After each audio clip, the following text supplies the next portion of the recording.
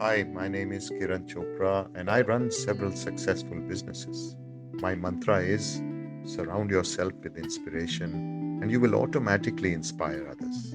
That, in fact, is the essence of what I call manage mentoring.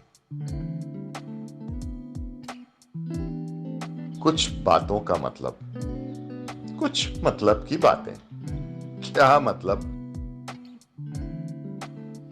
You've often wondered perhaps why the word manage mentoring was coined, and I'd like to share with you my thoughts on why I chose this word. So, I have looked at management and managerialism for over 4 decades in my entrepreneurial journey. My understanding of business stems from the fact that even before the theories of management were conceived and evolved, we were actually exposed to a process which I would now prefer to call manage mentoring. Yes, mentoring starts at home. We all know that. When you watch how your parents run a household, all the elements of management are highlighted every step of the way. Then, of course, you have at school peers, teachers who add more value to this journey. When I joined work as a perceptive youngster who had a fire in his belly and the inquisitiveness to find answers, my need for knowledge for managing situations were addressed by my father, to whom I will be ever grateful and indebted.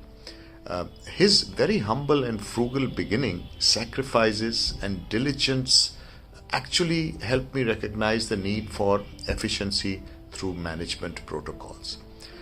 I was also fortunate to get education overseas in the UK, where I was exposed to a new world of managerial practices and processes, which made me realize the silo in which we existed back in India. I'm talking of the mid 70s. But despite the gap in managerial development at that time, I did realize that we had a lot ingrained from the cultural heritage we inherited and created adaptable but effective models in our own ecosystem. We as a company embarked on our journey of becoming part of a global supply chain in trying times when communication was restricted to written letters. There were telephones that never worked, no fax, no telex, no email, or no internet.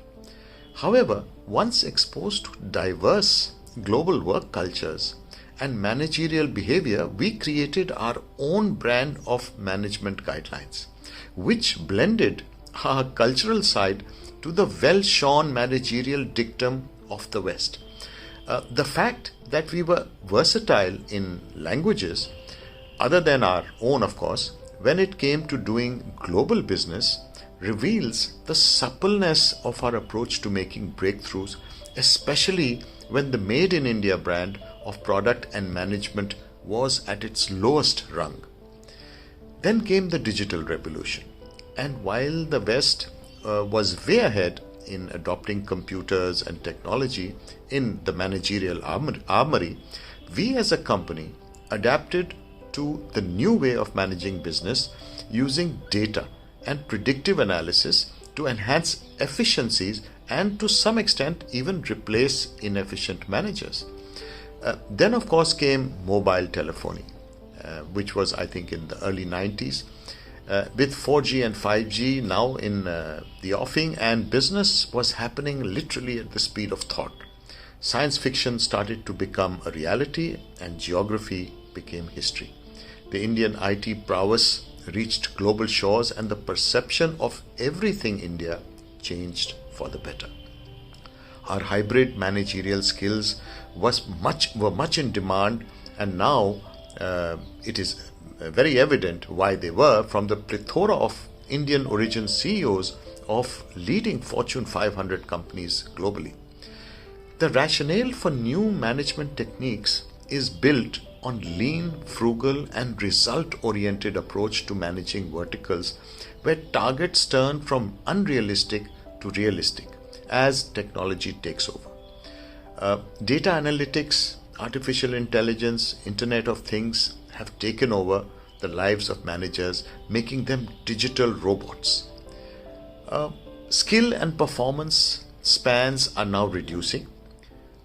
in various managerial careers, as we all know, where switching jobs frequently for growth in multiples is not considered questionable today. If you see a manager's CV, frequent changes are not considered questionable. At the same time, the burnout rates are rapidly increasing at these high-end competitive levels. It is significant to note that out of top 100 companies 100 years ago, only a handful have survived today.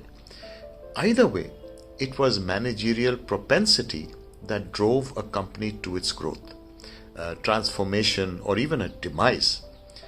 Management principles will not change, of course, and management tools will. The manager will either be enslaved by technology or will use technology to enslave the business and harness its growth. In a fast-changing world, business practices evolve into theory and not vice versa. The one single aspect of making or breaking a business, therefore, becomes communication of a company's ethos and intent to its employees, and sorting and analyzing what comes back as a result. Well, to conclude, I feel the manager of today will keep evolving with global and situational events, and it is that very fine balance of using technology with human skills that will define a good manager. Hence the word manage mentoring.